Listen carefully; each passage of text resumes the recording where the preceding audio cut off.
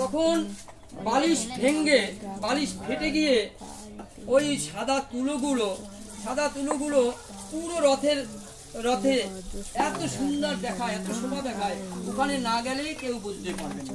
তো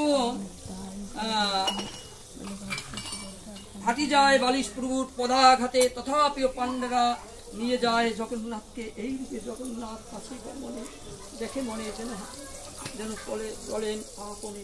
জগন্নাথ চালাইতে আছে শক্তিকার, আপনা ইচ্ছায় চলে করিতে বিহার। বিশ্বকে ধারণ করে আছে ভগবান, অনুযায়ী হন চলমান। মণিমা মানিয়া তাকে খুব সুন্দর উড়িয়া ভাষায় যা কর্তেশ্বর, নানা বাচ্য কোলাহল ধ্বনি, তাই তার কোনো কথা।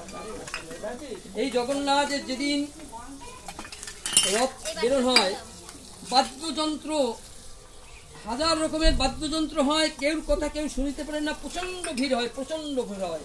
আর সোনার ঝাড়ু আপনার হাতে কে নিল? সোনার ঝাড়ু কে নিল?